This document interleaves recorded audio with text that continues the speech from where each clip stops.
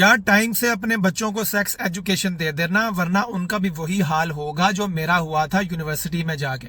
अब हुआ ये कि मैं ना फर्स्ट ईयर एमबीबीएस में था, तो मैं बहुत ज्यादा एक्स्ट्रा करिकुलर के अंदर ना इन था, लेकिन नॉलेज मुझे कोई नहीं था। अपेरेंटली मैं डिबेटिंग सोसाइटी में था, लेकिन मैं बस चल सो चल कॉन्फिडेंस की बिना पे ना प्रिटेंड बहुत अच्छा कर लेता था कि मैं बहुत फन्ने खाऊं, लेकिन अंदर से मैं खोखला ही था। अब हुआ ये कि एक दफा ना मैं ड्रामेटिक सोसाइटी की रिहर्सल्स कर रहा था। हमारा एक ऑडिटोरियम होता था यूनिवर्सिटी का, जो कि डिफरेंट सोसाइटी उसको हायर करती थी घंटे के हिसाब से ना, कि ये 2 घंटे जो है ये ड्रामेटिक्स वाले अपनी रिहर्सल करेंगे स्टेज पे आके ऑडिटोरियम में, और उसके बाद इंग्लिश लिटरेचर सोसाइटी है तो वो आएगी, वो अपना यूनिवर्सिटी लेवल का क्विज ऑर्गेनाइज कर रहे थे उन दिनों में ना।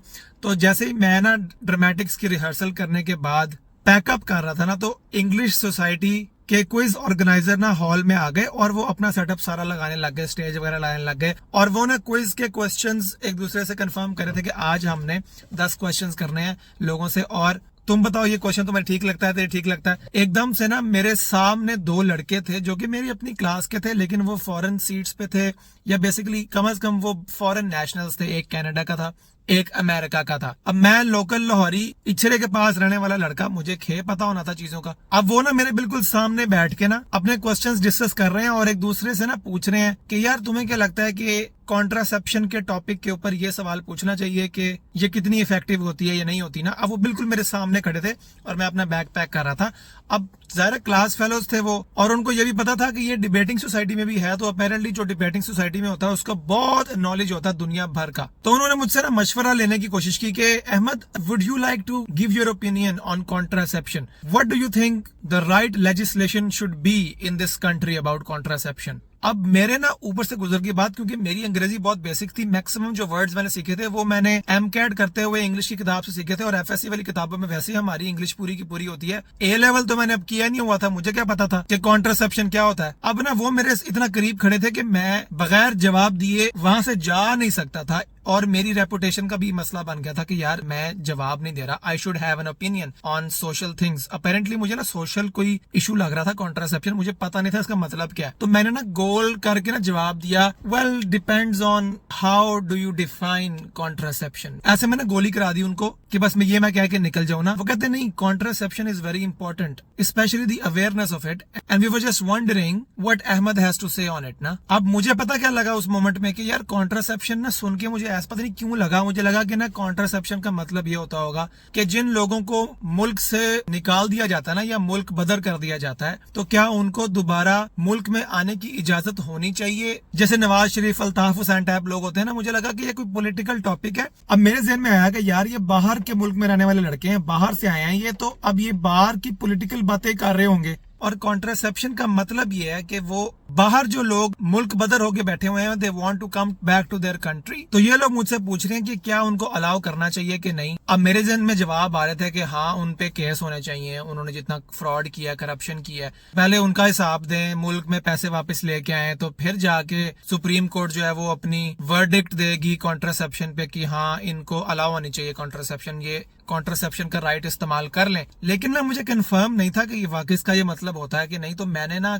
सोचा कि मैं कुछ जनरल सा जवाब दूं। जब आपको किसी सवाल का जवाब ना आ रहा हो अंग्रेजी में, तो आप आगे से कह दे करें, वेल इट डिपेंड्स।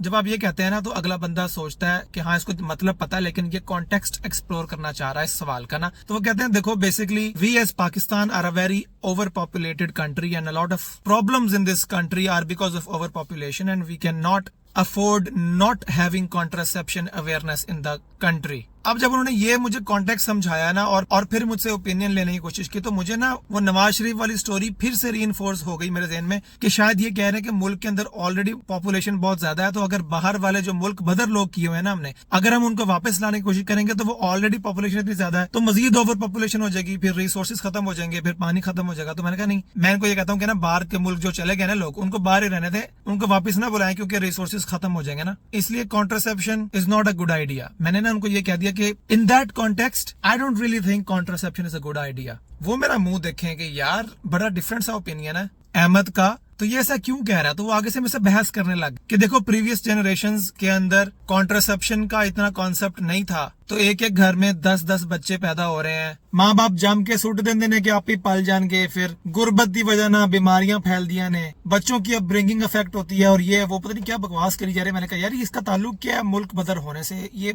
लोगों का पर्सनल मामला है, वो बच्चे पैदा करें ना करें, इनको पता नहीं क्या मसला, ये मेरे से क्यों पूछ रहे हैं। They are taking things totally out of context here. अब या तो ये पागल है या मैं पागल हूँ। मैंने कहा यार मैं गूगल तो करूँ, मैंने ना उनके सामने गूगल नहीं किया, मैंने कहा उनको पता लग जाएगा, इसको पता ही नहीं है कॉन्ट्रासेप्शन का। मैंने ना कहा यार एक सेकंड जरा कॉल आ रही है, कॉल उठा के ना मैं साइड पे गया, तो साइड पे जाके ना मैंने ऐसे करके ना ऐसे गूगल किया कॉन्ट्रासेप्शन। ओ माय गॉड, मेरे जमीन निकल गई पैरों के नीचे से। मैंने कहा वाओ, इतनी गंदी बातें, और ये मुझसे गंदी बातें कर रहे थे। ये गंदे लड़के हैं, ये मैं बता रहा हूँ, ये जिन्होंने ओ लेवल ए लेवल किया होता ना, इनको कुछ ज्यादा ही पता होता है चीजों का। अपेरेंटली मैं करने तो एमबीबीएस आया हूँ यहाँ पे, लेकिन मुझे ये वाली गंदी बात किसी ने नहीं बताई।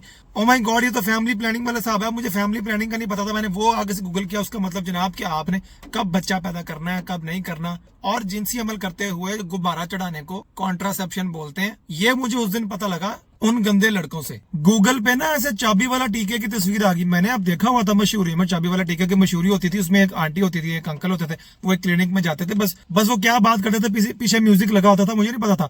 मुझे क्या पता था चाबी वाले टीके का मतलब ये होती है चीजें। अल्लाह अस्तगफिरुल्लाह, अल्लाह माफ कर दे, मेरे कान सड़ क्यों नहीं गए, शुक्र है मैं अंधा हूँ। मैंने कहा सही है, बाहर के मुल्क से आए हैं, बाहर यही गंद बला होता है, शुक्र है मेरे माँ बाप ने मुझे ये बता के गंदा नहीं किया, मैं अच्छा बच्चा हूँ। लेकिन इस अच्छे बच्चे को जब शर्मिंदगी हुई कि यार मैंने आंसर क्या दिए हैं, सवाल उनका क्या था, अब वो मेरे बारे में क्या सोच रहे होंगे। लेकिन अब अगर मैं उनको कहता ना कि sorry I did not know the meaning of contraception, तो उन पे ये आया हो जाएगा कि मैं एक डम इंसान हूँ। और अगर मैंने अपना ओपिनियन बदला तो उनको लगेगा यार इस बंदे की कोई जुबान नहीं है, ये एक दफा कुछ और कहता फिर अगली दफा कुछ और कहता है, इसका ओपिनियन एक ही नहीं है, ये हिपोक्रेट है। तो मैंने खामोश रहने में ही मसलिहत समझी और वहां से रफू चक्कर हो गया। दिल में मैंने क्लोजर अपने आप को ऐसे दिया कि चलो, उन्होंने ये तो कहा था ना कि बड़ा डिफरेंट सा ओपिनियन है इस बंदे का, तो मैंने कहा चलो, having an unpopular opinion is a sign of intelligence, so maybe they are thinking I am very intelligent. वैसे भी मैंने इनसे दोस्ती तो करनी नहीं है, ये वैसे गंदे लड़कियां तो मेरे ग्रुप में तो होंगे नहीं, मैं वार्ड का बैच भी इनसे अलग बनाऊंगा, मैं अच्छे अच्छे लड़कों के साथ बनाऊंगा।